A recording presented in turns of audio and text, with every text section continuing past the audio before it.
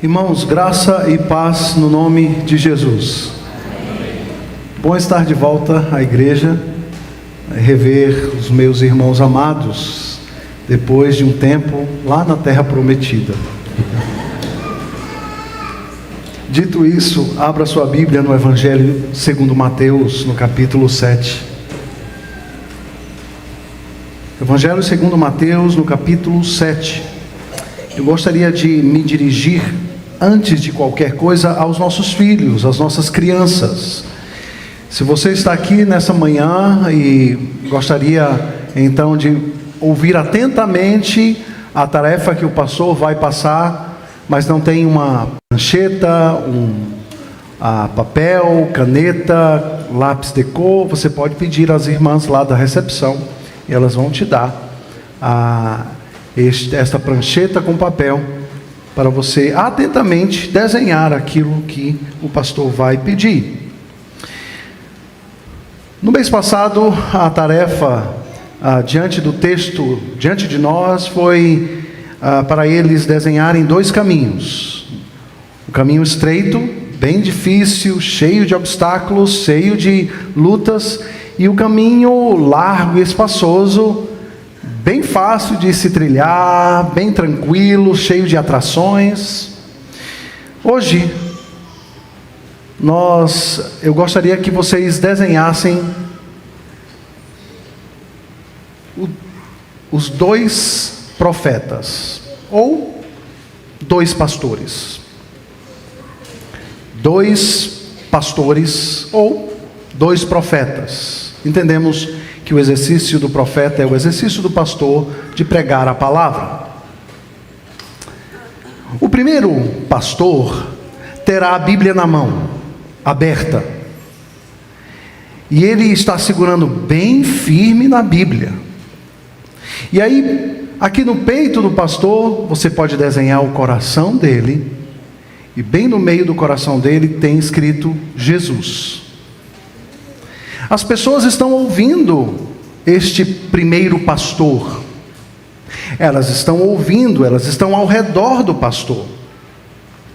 E elas têm também um coração, e escrito no coraçãozinho delas está a palavra Jesus.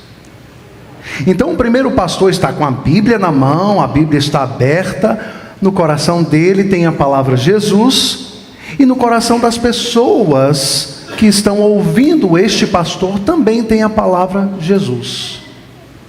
Daí você divide a página e do outro lado tem um pastor, tem um profeta.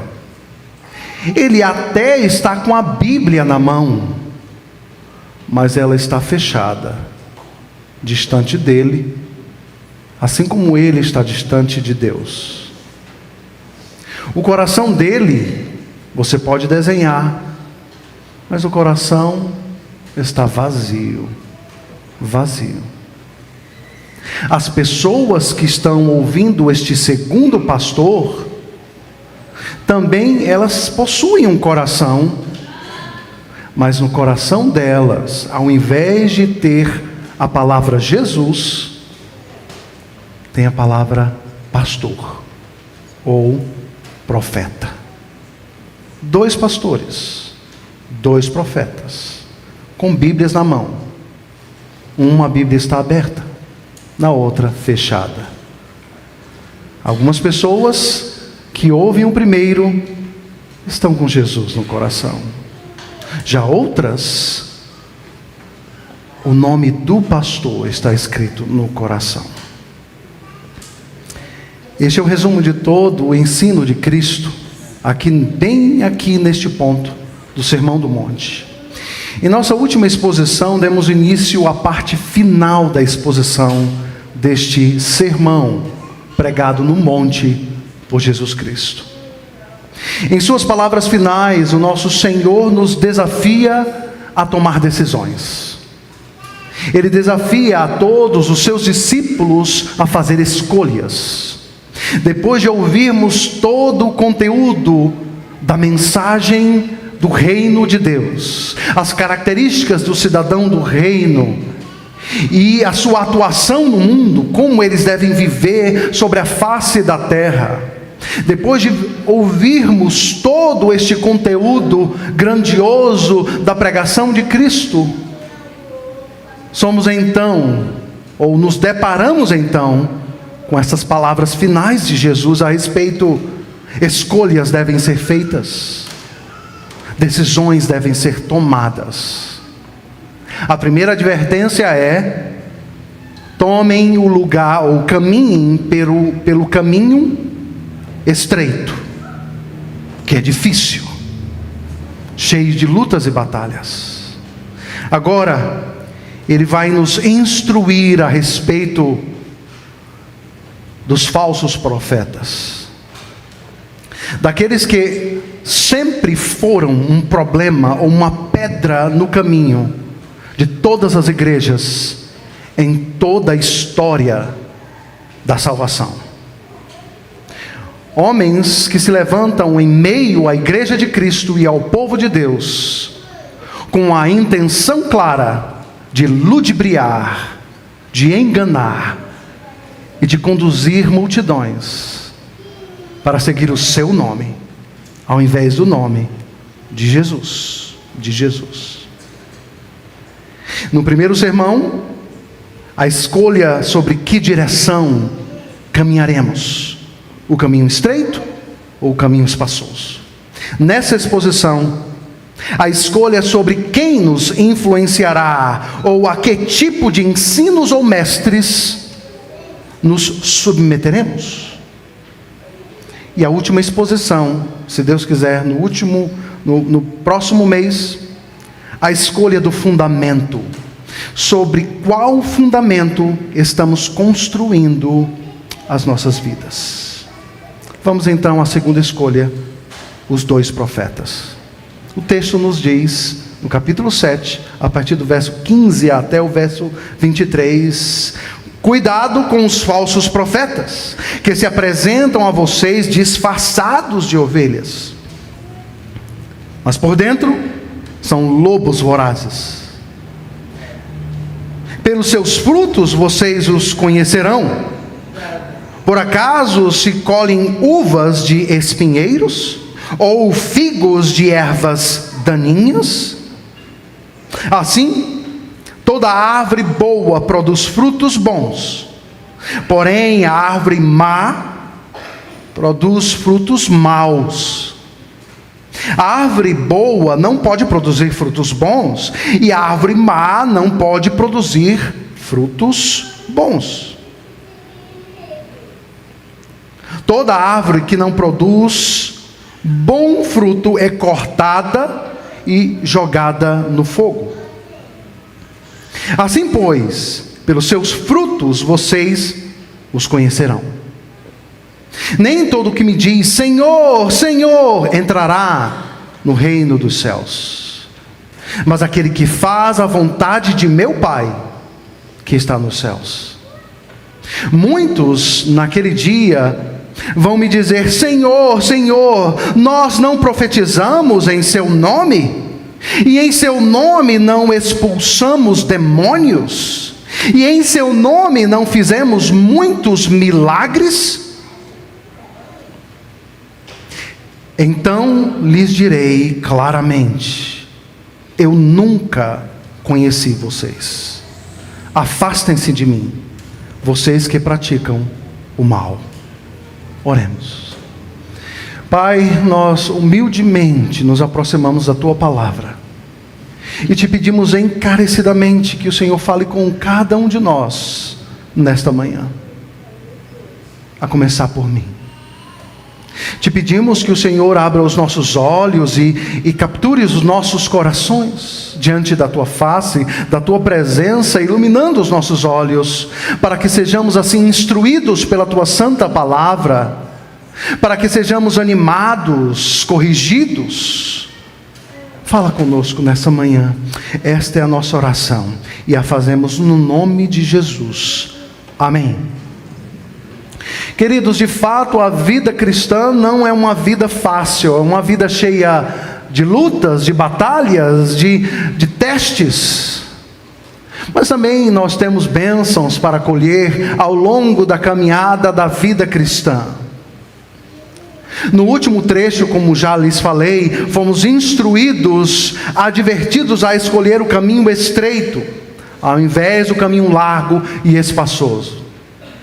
Falamos que não é tão simples assim observar e escolher o caminho estreito.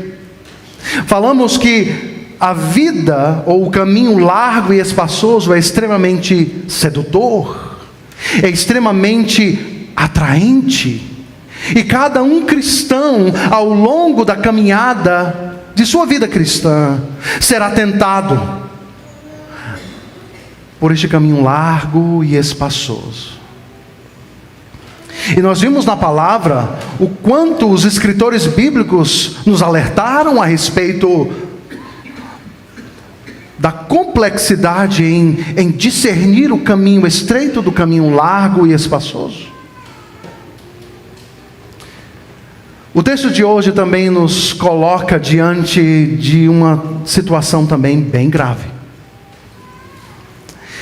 Para alguns pode parecer que distinguir o falso profeta do verdadeiro profeta é uma tarefa fácil. Bem, nós somos bem doutrinados, estamos numa igreja reformada, calvinista, presbiteriana, então somos muito bem doutrinados e então vai ser bem simples, e nós, nesse caminho aí, pastor, não vamos cair. Estamos bem equipados para diferenciar o falso profeta do verdadeiro profeta. Mas a Escritura não nos ensina dessa forma. Tolos são aqueles que pensam que discernir o falso profeta do verdadeiro profeta é uma tarefa fácil. Queridos, o apóstolo Paulo, escrevendo a sua carta aos Efésios, no capítulo 6, verso 12, ele nos diz que a nossa batalha não é contra o sangue ou a carne, mas contra os principados e potestades, contra os dominadores deste mundo tenebroso, contra as forças espirituais do mal nas regiões celestiais. Distinguir o falso profeta do verdadeiro profeta nos lança numa batalha espiritual, de acordo com Paulo escrevendo a sua carta aos Coríntios. Não é fácil. Sem sombra de dúvidas, uma das grandes lutas do discípulo de Cristo é este discernimento. É averiguar constantemente a Escritura e aquilo que ouvimos. Literalmente, hoje ouvimos milhares de vozes, a todo tempo. Mais do que naquele tempo de Cristo. Temos acesso a absolutamente todos os profetas, absolutamente todos. A quem vamos ouvir? E como vamos distinguir isto? A figura do profeta muitas vezes é mal compreendida. Muitos têm a tendência de olhar para um profeta como aquele que somente revela o futuro.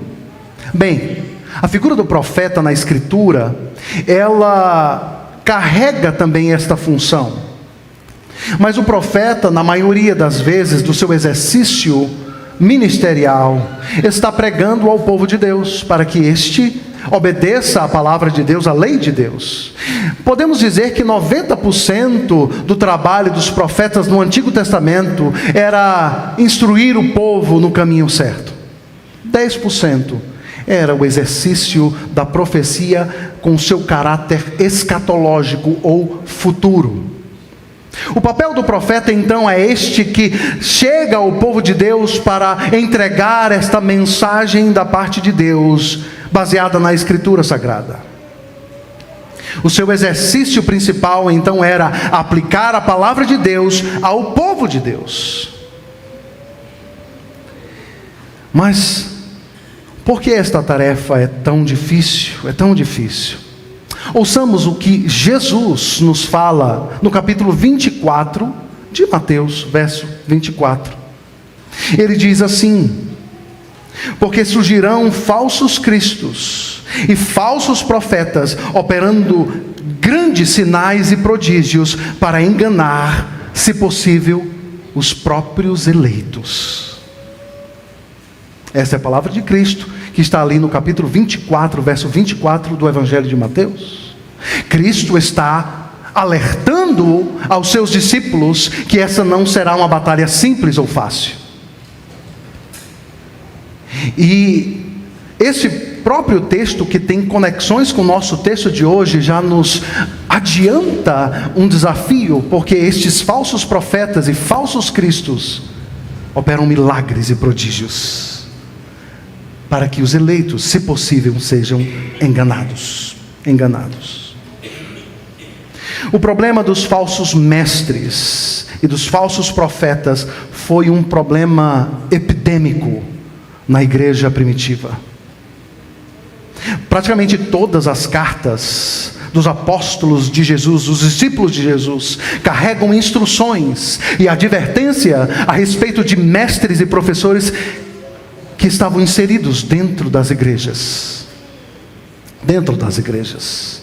É a função de ludibriar, de enganar, com uma articulação, com uma oratória extraordinária. Não é tão simples assim. Eles parecem ovelhas, diz-nos o texto. Eles parecem ovelhas e até falam como se fossem ovelhas do bom pastor.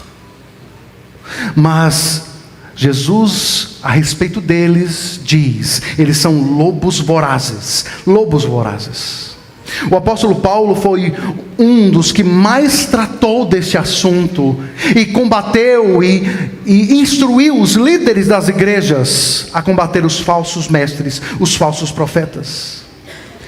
Ele, dirigindo-se aos presbíteros de Éfeso, falou a eles o quanto era difícil detectá-los. Agora paramos para pensar numa igreja onde Paulo ministrou durante 2 ou 3 anos, Éfeso, aos presbíteros da igreja. Paulo está dizendo: é difícil esta tarefa, é difícil. Percebam, os ensinos do apóstolo Paulo são ensinos profundos, ensinos de Cristo. Ele instruiu os presbíteros a estarem preparados para estas falsas doutrinas sorrateiras. Imagine nós, precisamos estar alertas, com ouvidos e olhos bem abertos, para discernirmos isto, deste tão grande perigo que assola igrejas ao longo da história. E a sua pergunta então deve ser: como nós podemos reconhecer estes lobos? E como podemos escapar das suas influências letais e malignas? Jesus aqui nesse texto, queridos, nos dá 3 princípios simples e profundos para nos prepararmos para esta batalha. Que coisa maravilhosa! A Bíblia não simplesmente levanta um problema, ela nos instrui na solução com os seus sábios conselhos. Queridos, o nosso texto ele tem divisões bem claras, bem simples. Por exemplo, no versículo 15 do texto que está aí diante de você, Cristo então dá uma advertência a respeito dos falsos profetas. No verso 16 ele começa a nos ensinar como eles serão reconhecidos. Os versos 17 e 18, ele então lança um princípio básico, que algo bom produz algo que é bom. Simples, não é? E algo mal produz algo mal. Ele faz um trocadilho e usa isso de forma positiva e negativa, dizendo que uma árvore boa não produz maus frutos, e uma árvore má não produz bons frutos. Portanto, o primeiro princípio para aprendermos a reconhecer os falsos profetas é estarmos focados não naquilo que eles falam, porque eles falam bem, eles são extremamente convincentes, mas devemos nos focar naquilo que eles fazem, nas suas obras. Este é o primeiro princípio que está aqui diante de nós. O verso 19 do texto que está diante de nós, então nos fala da realidade de um julgamento. E Cristo diz: as árvores más serão cortadas e lançadas no fogo. Lançadas no fogo. Ele nos traz a realidade do julgamento final, onde a obra de todos nós será peneirada, julgada. A começar pelos mestres e profetas, como diz Paulo, escrevendo a sua carta aos Coríntios. No verso 20, então, ele repete o princípio a respeito dos frutos, de como os falsos profetas são reconhecidos. Para, no término do nosso texto, da nossa passagem, trazer uma ilustração que nos deixa boquiabertos. Uma ilustração surpreendente e estonteante, que deve nos fazer encher o coração de temor diante de Deus. O caminho para detectar então estes falsos profetas é nos focarmos em suas obras, antes de ouvirmos as suas vozes. Primeiro princípio: o falso profeta é identificado por sua atitude para com o povo de Deus. O falso profeta é identificado por sua atitude para com o povo de Deus. O texto nos diz que o falso profeta é um lobo voraz. Por fim, ele vai expressar a sua verdadeira natureza pela forma como ele devora o rebanho. Mas eles não são identificados assim de pronto imediato. Às vezes, ao longo do tempo, as suas ações para com o povo de Deus vão aparecendo. As suas ações vão aparecendo. Este falso profeta, ele não dá a sua vida pelas ovelhas de Cristo. Ovelhas aqui, uma metáfora para se referir ao povo de Deus. Não, este falso profeta não dá a sua vida pelo povo de Deus. Ele não se sacrifica. Ele não ama o rebanho. Pelo contrário, ele usa as ovelhas de Cristo para servir os seus próprios interesses, para os seus próprios benefícios, para se enriquecer, para trazer luzes e glórias ao seu nome. Ao seu nome. A terceira carta de João, nos versículos 9 e 10, nos mostra um exemplo que João nos traz. O texto da Escritura nos diz: escrevi algumas palavras à igreja, mas Diótrefes, que gosta de exercer a primazia entre eles, não nos dá acolhida.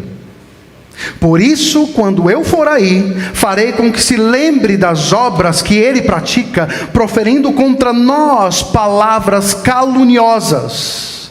E não satisfeito com isso, ele não recebe os irmãos, impede os que querem recebê-los e expulsa-os da igreja.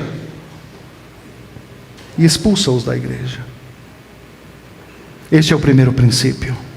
Um falso profeta, ele é identificado de como ele trata o povo de Deus, de como ele demonstra e expressa, não assim tão abertamente, inicialmente, o seu interesse, ou a sua agenda por um nome, que seja visto, honrado, glorificado, e até curtido.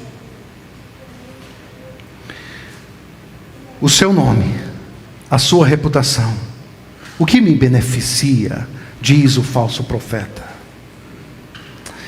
Queridos, pessoas quebradas pelo exercício ministerial de falsos pastores, de falsos profetas, estão aos milhares. Pessoas que foram vilipendiadas, pessoas que foram abusadas, enganadas por pretensos líderes espirituais.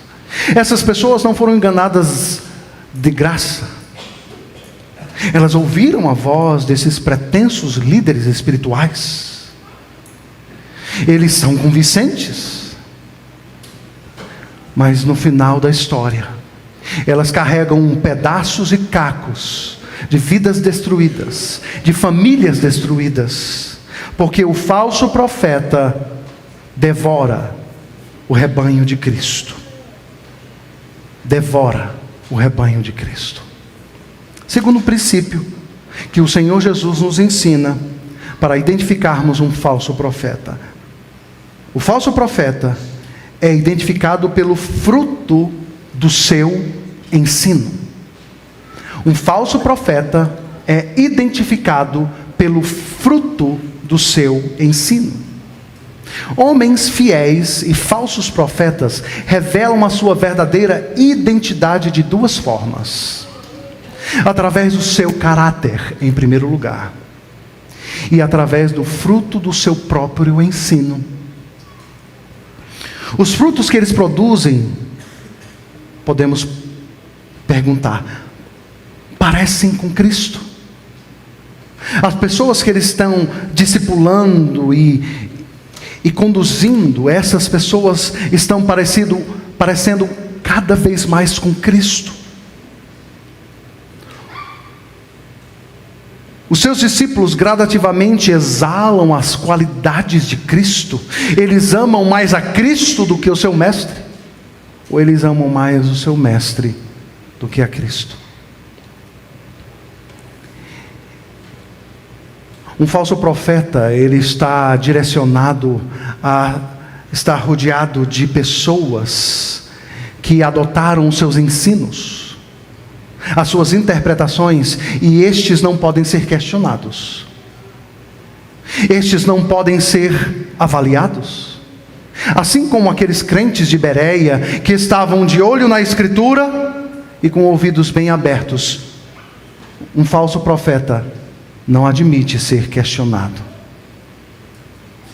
não admite ser desafiado, mesmo que seja pela própria Escritura, pois rapidamente trabalharão para que estes que estão questionando e buscando um amparo bíblico sejam taxados de rebeldes, ou crentes que não têm fé, e que não creem na revelação de Deus, não creem. O ensino persuasivo esteve presente na igreja de Corinto. Os crentes ali diziam: eu sou de Paulo, eu sou de Pedro, eu sou de Cristo.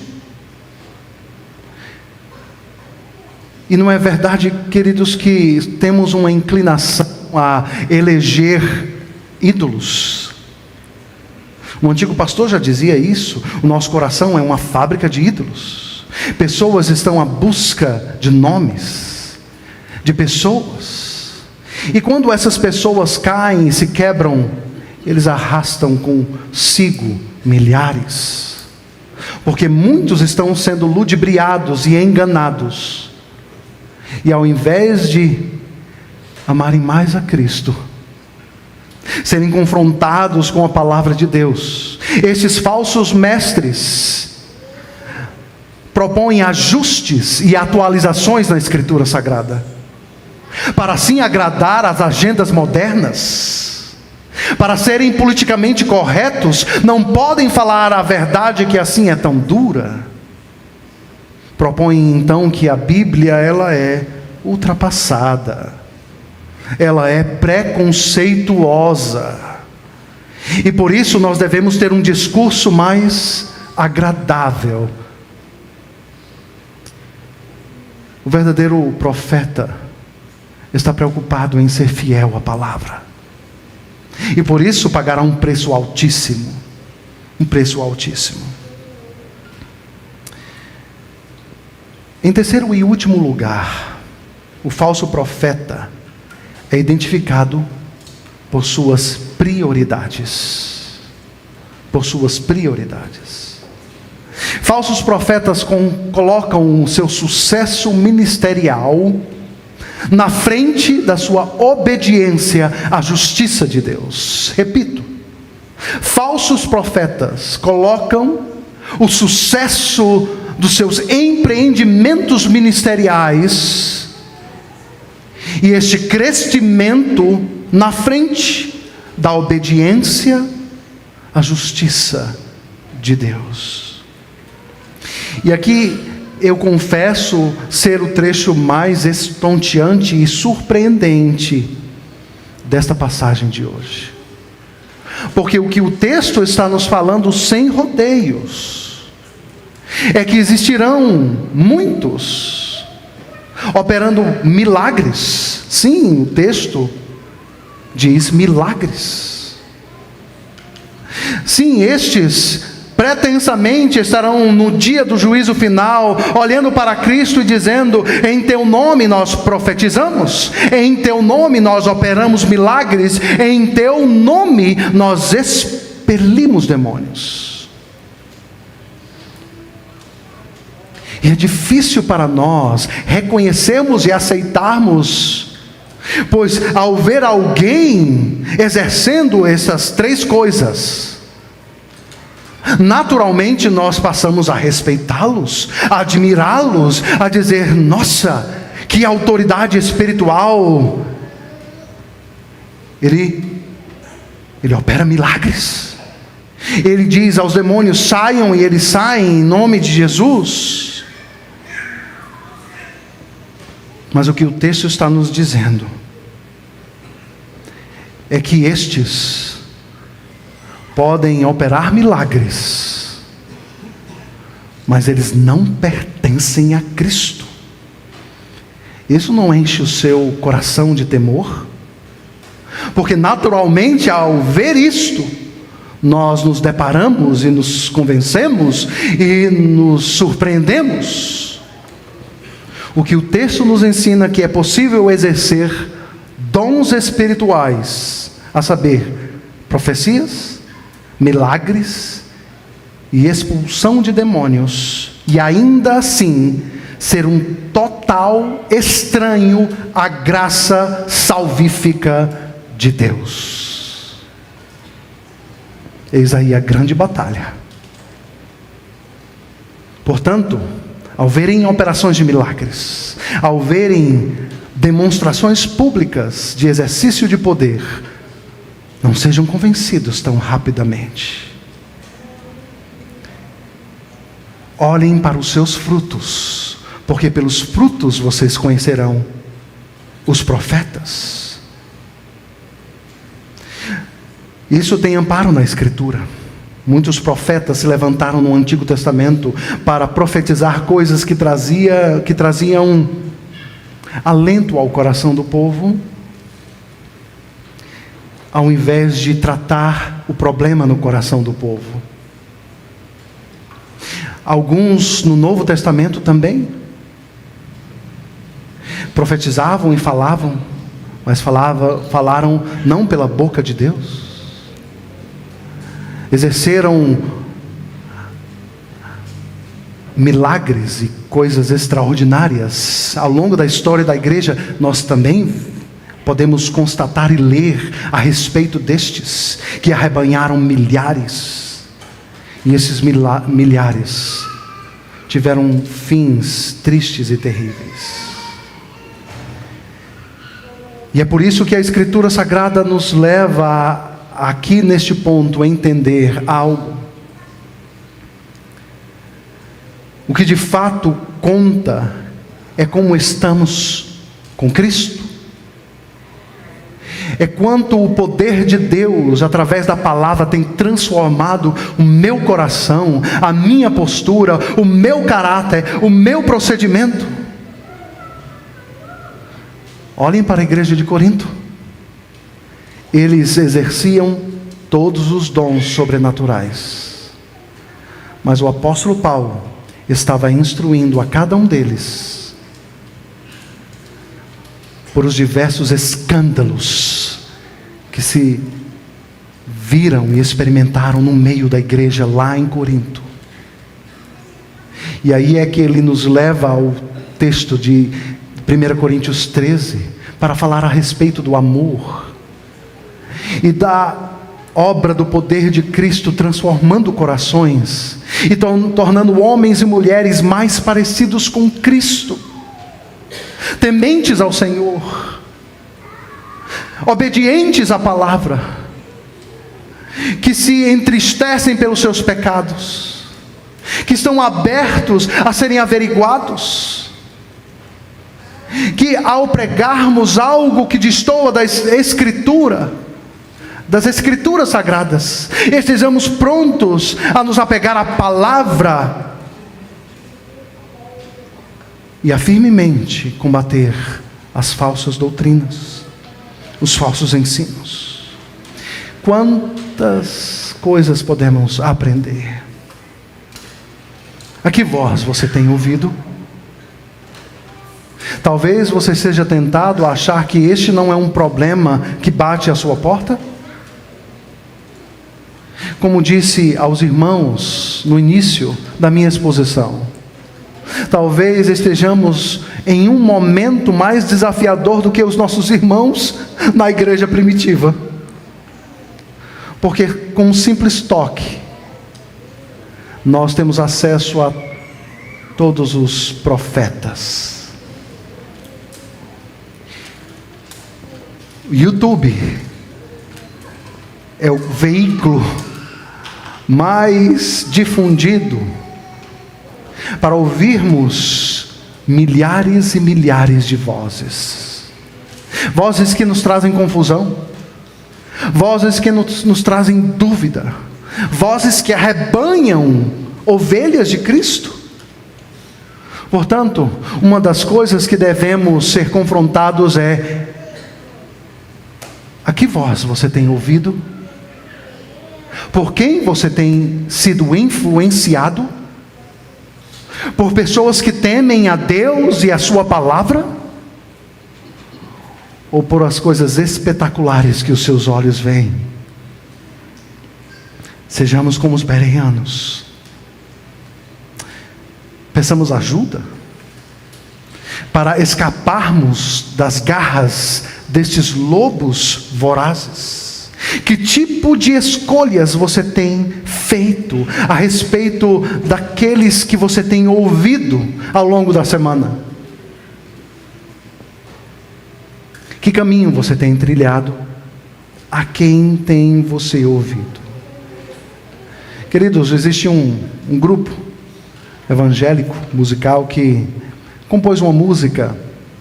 E essa música diz que alguns homens estão buscando estabelecer legados, histórias, que propaguem os seus ministérios. Mas a música diz: eu não me importo se o meu nome será lembrado. Eu não me importo se a minha história será registrada. O que eu sim me importo é se o nome de Cristo será amado e propagado. Será amado e propagado.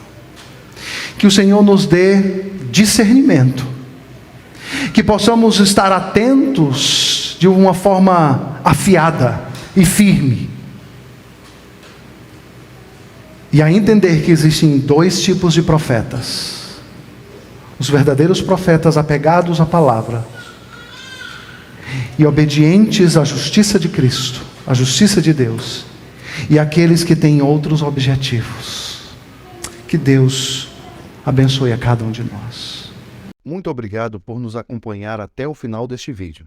Para receber mais reflexões e ficar por dentro dos próximos conteúdos, te convidamos a seguir as nossas redes sociais que estão na descrição. Alguns vídeos aparecerão na tela, caso queira continuar nos assistindo. Abraço e até a próxima.